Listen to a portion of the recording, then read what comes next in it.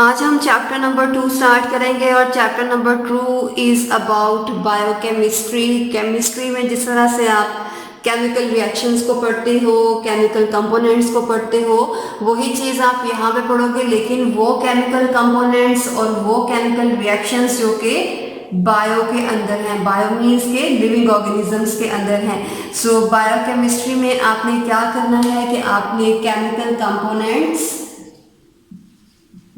अगर आपको डेफिनेशन आती है तो ये 3 पॉइंट्स लाजमी आपको उसमें बताने हैं। Chemical components and chemical process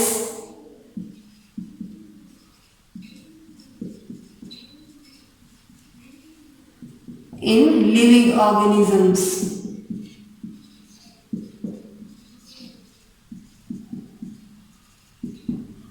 so biochemistry, bio की वो ब्रांच है जिसमें आप केमिकल कंपोनेंट्स और केमिकल प्रोसेस को लिविंग ऑर्गेनिज्म के अंदर जो हो रहे हैं वो वाले स्टडी करोगे।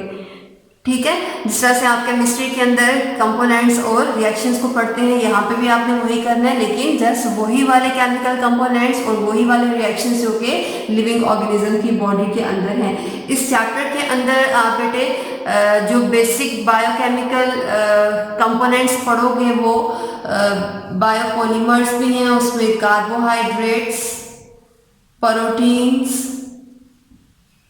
Lipids and nucleic acid. ये चारों आपके जो बायोपॉलीमर्स हैं, बायोमोलिक्यूल, इन्हें डिटेल के साथ हम इनके स्ट्रक्चर भी पढ़ेंगे, ये किस तरह से मिलके ये स्ट्रक्चर बना रहे हैं और इसके साथ साथ उसका फंक्शन और उनकी इंपॉर्टेंस भी देखेंगे।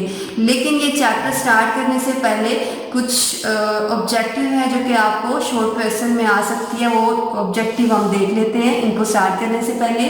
और उस ऑब्जेक्टिव में सबसे पहले जो डेफिनेशन है वो है ऑर्गेनिक एंड इनऑर्गेनिक कंपाउंड्स की।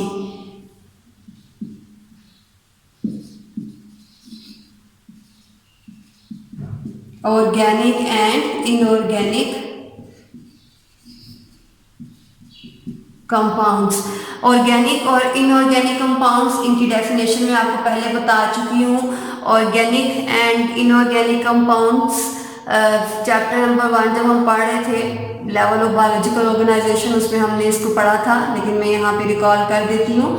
ऑर्गेनिक आपका कोई भी ऐसा मॉलिक्यूल है जिसमें कार्बन एंड हाइड्रोजन एक साथ मौजूद होते हैं, वाइल जो इनऑर्गेनिक है उसमें कार्बन या फिर हाइड्रोजन किसी भी मॉलिक्यूल में एक साथ नहीं होते। फॉर एग्जांपल यहाँ पे कार्बन डाइऑक्साइड है, इस मॉलिक्यूल के अंदर कार्बन तो है लेकिन हाइड्रोजन नहीं है, तो ये आपका इनऑर्गेनिक है।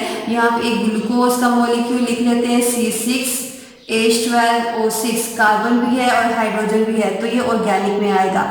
ओके, सो ऑर्गेनिक और इनऑर्गेनिक दोनों की डेफिनेशंस और उनकी एग्जांपल्स अगर आपको शॉर्ट क्वेश्चन में आती हैं, पहले आपने डेफिनेशन लिखनी है और उसके बाद आपने इनकी एग्जांपल कोड कर देनी है। ओके, सो इसके बाद जो सेकंड शॉर्ट क्वेश्चन आपको इस चैप्टर में आ सकता है वो है मेटाबॉलिज्म। मेटाबॉलिज्म में आपको चैप्टर नंबर 1 के कैरेक्टर्स जब मैं एक्सप्लेन कर रही थी तब मैंने आपको बताया था।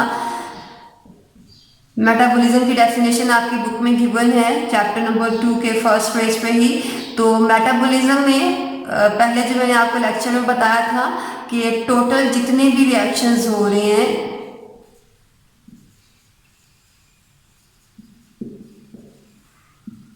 In body of living organisms, इसे आप कहते हैं कि ये मेटाबॉलिज्म है। तब हमने 2 टाइप्स भी इसकी पढ़ी थी। ठीक है, कलेक्टिवली जितने भी रिएक्शंस हैं किसी भी लिविंग ऑर्गेनिज्म में, उससे आप कह देते हो कि ये मेटाबॉलिज्म है।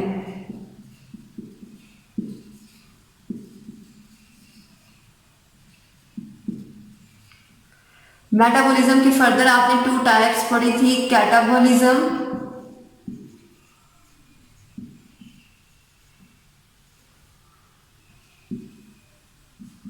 And second is anabolism. Catabolism में आपने पढ़ा था कि कोई भी सिंपलर जो आपका मॉलिक्यूल है वो आप बनाएंगे किसी भी कॉम्प्लेक्स को ब्रेक डाउन करवाने के बाद। सो कैटाबॉलिज्म में आपके पास एक लार्ज साइज का या कॉम्प्लेक्स मॉलिक्यूल था, इसे आपने ब्रेक डाउन करवाया था स्मॉलर मॉलिक्यूल्स में या फिर सिंपलर मॉलिक्यूल्स में।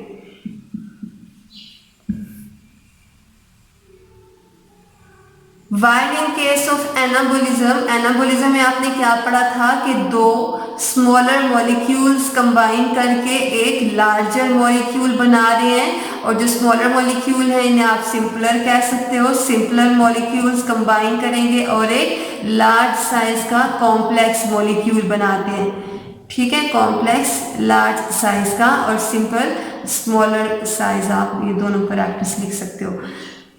ओके, ये आप लोगों ने डिफरेंसेस पहले भी पढ़े थे, लेकिन वहाँ पे जस्ट हमने आई थिंक एनर्जी की बात नहीं की थी कि कैटाबोलिज्म में एनर्जी रिक्वायर्ड होती है या फिर एनाबोलिज्म में एनर्जी रिक्वायर्ड होती है। कैटाबोलिज्म जिसमें एक कॉम्प्लेक्स मॉलिक्यूल ब्रेक डाउन हो रहा होता है, इसमें एनर्जी रिलीज होती है। वाइल जो एनाबोलिज्म है, एनाबोलिज्म के अंदर आपको एनर्जी इनपुट करना पड़ती है। सो एनाबोलिक जो रिएक्शंस हैं ये एंडोथर्मिक हैं, और जो कैटाबोलिक रिएक्शंस होते हैं वो एक्सोथर्मिक होते हैं। एंडोथर्मिक मींस कि आपको एनर्जी इसके अंदर पुट करना पड़ेगी, और जो कैटाबोलिज्म है उसके लिए आपको कोई भी एनर्जी नहीं देना होती, उस रिएक्शंस में ही एनर्जी खुद ब खुद रिलीज होती है, ठीक है। सो एनर्जी आपने लाजमी बताना है। इसके साथ आपने पहले ये नहीं बताया था, सबसे पहले उसकी डेफिनेशन के बाद आपने एक एग्जाम्पल कोट कर देनी है और उसके साथ एनर्जी का बता देना है। ओके, यहाँ पे एक टेबल आपके जो है 2.1 के बैक्टीरिया और मैमल सेल की कंपोजिशन का, उसमें ड्रॉ कर लेते हैं कि एक बैक्टीरिया का सेल जो कि एक प्रोकैरियोटिक सेल है और एक मैमल का सेल जो कि यूकैरियोटिक सेल है, दोनों की कंपोजिशन किस तरह से वेरी करती है। इंट्रोडक्शन में ही ये जो टेबल है, ये टेबल केमिकल कंपोनेंट्स हैं बैक्टीरियल सेल में और मेमेलियन सेल में। केमिकल कंपोनेंट्स बैक्टीरियल और मेमेलियन सेल्स का मीनिंग क्या है कि कौन कौन सी ऐसी चीज़ें हैं, कौन कौन से ऐसे केमिकल्स हैं जो कि मिलके बैक्टीरियल सेल को बनाएंगे और मेमेलियन सेल्स को बनाएंगे। बैक्टीरियल सेल आपने पहले प्रोकैरियोटिक सेल की एग्जाम्पल पढ़ी थी, ये प्रोकैरियोटिक सेल है, और मेमेलियन सेल एक यूकैरियोटिक सेल है। अगर आप कंपोजिशन दोनों की देखें तो दोनों की कंपोजिशन आपको बहुत ज़्यादा सिमिलर नज़र आ रही है, थोड़ी बहुत वेरिएशन के साथ। वाटर की परसेंटेज बैक्टीरियल सेल में भी 70% है और मेमेलियन सेल के अंदर भी इसकी परसेंटेज 70% है।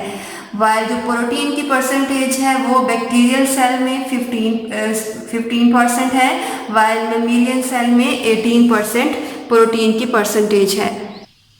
कार्बोहाइड्रेट की परसेंटेज बैक्टीरियल सेल में 3% और मेमेलियन सेल में 4%। यहाँ पे थोड़ी बहुत वेरिएशन के साथ सारी परसेंटेजेस अप्रॉक्सीमेटली दोनों सेल्स के अंदर सिमिलर हैं। वाइल लिपिड्स की परसेंटेज बैक्टीरियल सेल में 2% और मेमेलियन सेल में 3%। डीएनए 1% प्रोकैरियोटिक सेल में एंड 0.25% यूकैरियोटिक सेल में।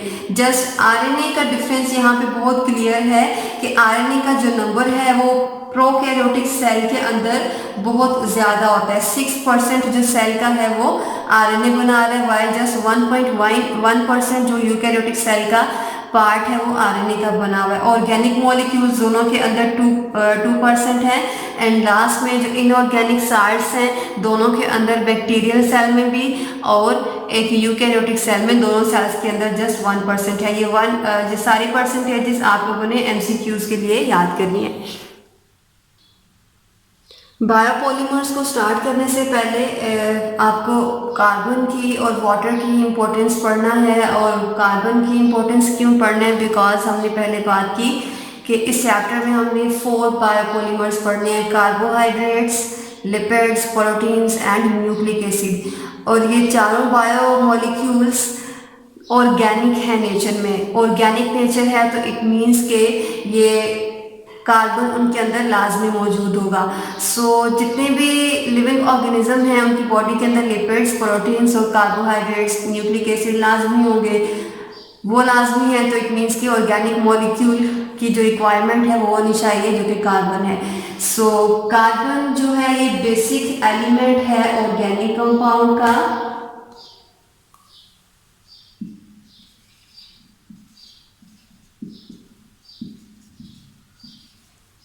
Basic element of organic compounds का एक सबसे इम्पोर्टेंट जो एलिमेंट है वो कार्बन है। ओके, सो इसके ऑर्गेनिक मॉलिक्यूल के बेसिक एलिमेंट होने की वजह से जो कार्बन है ये लिविंग ऑर्गेनिज्म के अंदर एज अ स्केलेटन वर्क कर रहा है।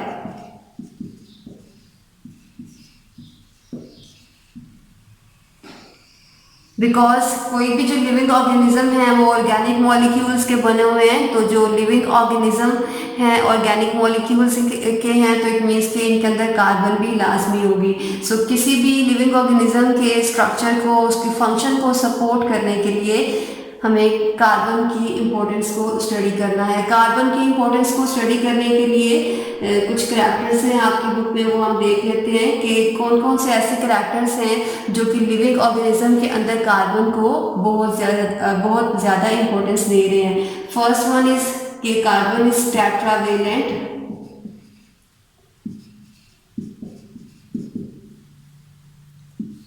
Tetra means 4 and valent is for valency.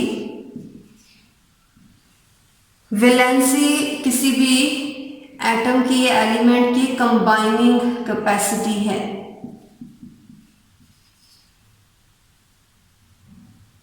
Okay, so combining capacity हमने क्यों बोला है? जब हम लेवल ऑफ बायोलॉजिकल ऑर्गेनाइजेशन पढ़ रहे थे तो तब मैंने आपको बताया था कोई भी जो एटम है वो खुद को स्टेबल करना चाहता है, और स्टेबल करने के लिए वो ऑक्टेट रूल और डुप्लेट रूल को फॉलो करता है। ऑक्टेट रूल मीन्स कि जो वैलेंस शेल है उसके अंदर 8 इलेक्ट्रॉन्स होने चाहिए, एंड डुप्लेट रूल मीन्स कि आउटर मोस्ट जो उसका वैलेंस शेल है उसके अंदर 2 इलेक्ट्रॉन्स होने चाहिए। ओके, अब यहाँ पे अगर हम कार्बन की इलेक्ट्रॉनिक कन्फिग्रेशन ड्रा करें तो इसका इलेक्ट्रॉन नंबर 6 है, 1s2 2s2 2p2।